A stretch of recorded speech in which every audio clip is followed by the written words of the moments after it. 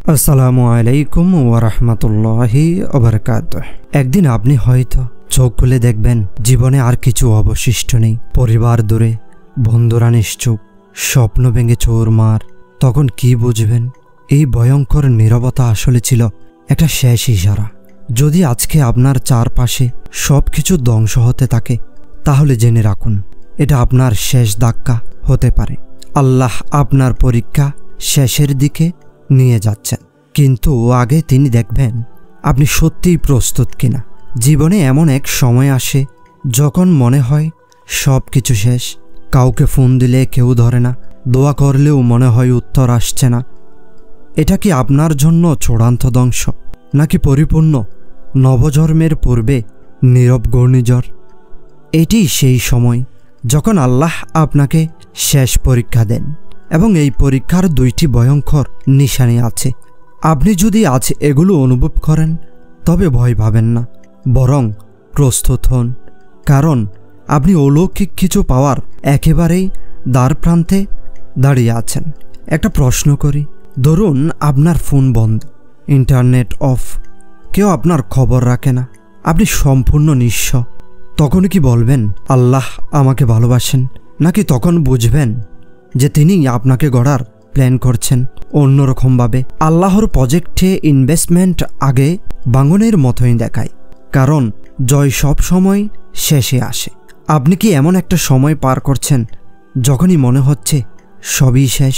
যখন আপনার জীবনে শুধু অন্ধকার, কোনো দরজা খুলে না, কোনো ডাক আসে না, এমনকি আল্লাহ যেন চুপ হয়ে গেছেন? তবে সাবধান হন, কারণ এটা আপনার জীবনের সবচেয়ে বিপজ্জনক মুহূর্ত, আর আপনি টেরই পাচ্ছেন না যে আপনার পরীক্ষা শেষের পথে। আচ্ছা, একটা কথা বলুন তো, আপনি কি এমনটা কখনো ভেবেছেন যে আমার এত কষ্ট হচ্ছে মানে আল্লাহ আমাকে ফেলে দিয়েছেন? আসলে এমন চিন্তা আসাটাই প্রমাণ করে আপনি এখনও বেঁচে আছেন, কারণ মৃত হৃদয়ে এইসব চিন্তাও আসে না। আল্লাহ তাআলা সূরা বাকারার আয়াত নম্বর 224 বলেন, তোমরা কি মনে করো জান্নাতে প্রবেশ করবে, অথচ তোমাদের উপর এমন কিছু আসবে না যেমনটি এসেছিল তোমাদের পূর্ববর্তীদের উপর? তো প্রথম নিশানিটি হলো সব কিছু দোষে পড়েছে, কিন্তু তবুও আপনি থেমে যাচ্ছেন না। এই লক্ষণটি খুবই ভয়ঙ্কর, কারণ আপনি দেখবেন চাকরি চলে গেছে, সম্পর্ক ছিন্ন হয়ে গেছে, শরীর অসুস্থ, অর্থ সংকট, কিন্তু আপনার ভেতরে একটা জেদ কাজ করে, আমি হার মানব না। এই অদৃশ্য শক্তি আপনাকে ছাড়িয়ে যাচ্ছে। এটাই ইশারা আপনি স্রেফ বেঁচে নেই, বরং আপনি এখন তৈরি হচ্ছেন আল্লাহর নির্বাচিত বান্দা হওয়ার জন্য। হযরত আইয়ুব আলাইহিস সালামের কথা মনে করুন। তার দুনিয়ার সব কিছু গিয়েছিল, কিন্তু তার দোয়া থামেননি, ধৈর্য কমেনি। তার এই অভূতপূর্ব অবিচলতা আল্লাহর পরীক্ষা শেষের সময়ের সবচেয়ে বড় নিদর্শন। তবে সতর্ক হন, এই সময়ে আপনি যেভাবে রিয়্যাক্ট করছেন সেটাই নির্ধারণ করছে আপনার পরবর্তী কপাল। আপনি যদি এখনই হাল ছেড়ে দেন, তাহলে আপনি নিজেই নিজের ভবিষ্যৎ ধ্বংস করছেন। আপনি যা করতে চান তা ব্যর্থ হয় বারবার। অর্থ, সম্পর্ক, ইজ্জত সব হারাতে থাকেন। একে একে দরজা বন্ধ হচ্ছে, আর আপনি শুধু রিফ্রেশ দিয়ে যাচ্ছেন। এটা আল্লাহর পক্ষ থেকে রিমাইন্ডার, ফিরে আসুন। এখন না ফিরলে আপনার দুনিয়া তো দূরে থাক, আখিরাতও আপনি হারাবেন।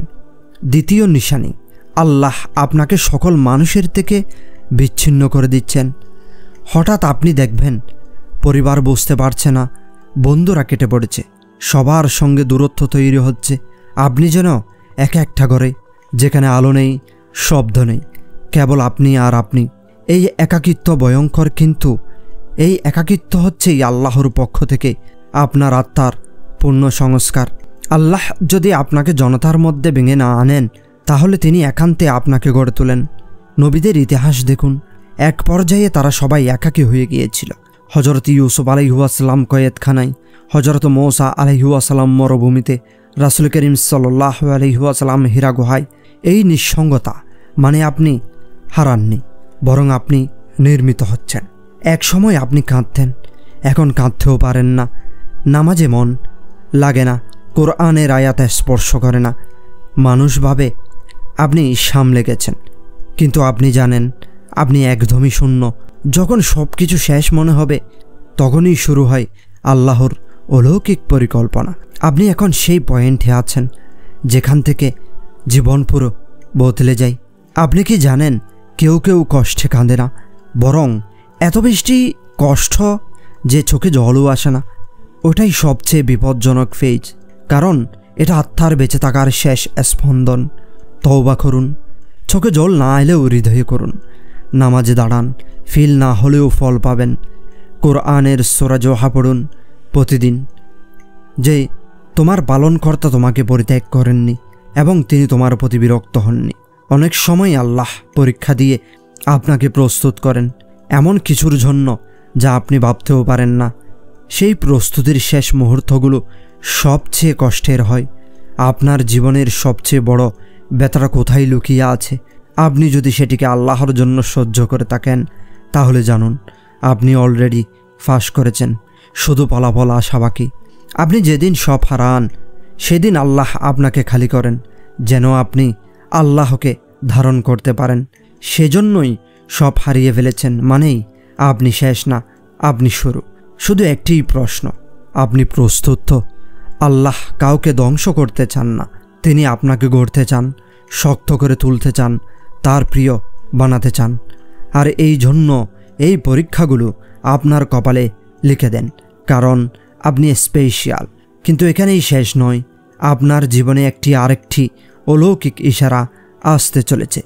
এমন একটি চিহ্ন যা কেবল তাদের জীবনেই দেখা দেয় যাদেরকে আল্লাহ বিশেষ পুরস্কারের জন্য নির্বাচন করেন।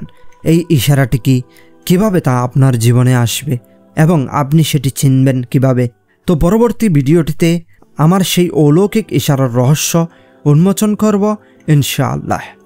আপনার যদি জীবনে এই ভয়ঙ্কর দুটি নিশানি দেখা দিচ্ছে, তাহলে ভিডিওটি শেয়ার করুন। কোনো এক ভাই বা বোন হয়তো আজ ভেঙে পড়েছে, এই বার্তা তার জীবনে বাঁচাতে পারে। পরীক্ষা বড় নয়, প্রতিক্রিয়া বড়। যদি আপনি টিকে থাকতে পারেন, তাহলে আপনি শুধু বেঁচে যাবেন না, আপনি উঁচুতে উঠবেন, অদৃশ্য হাতে পরিচালিত হবে। কারণ আল্লাহ তার বান্দাদের ধ্বংস করেন না, তার যদি তার ধার না ছাড়ে যারা এই মুহূর্তে সব হারিয়েছেন। তো ভিডিওটি শেয়ার করুন একজন বাঙা হৃদয়ের কাছে, এটা পৌঁছাতে পারে। তো নিচে কমেন্ট করুন আল্লাহর পরীক্ষা শেষ হোক, আর পরবর্তী ভিডিওটি দেখতে চ্যানেলটি সাবস্ক্রাইব করে নিন, কারণ আপনি এখন আল্লাহর পথে ফিরে যাওয়ার সবচেয়ে গুরুত্বপূর্ণ যাত্রায় আছেন।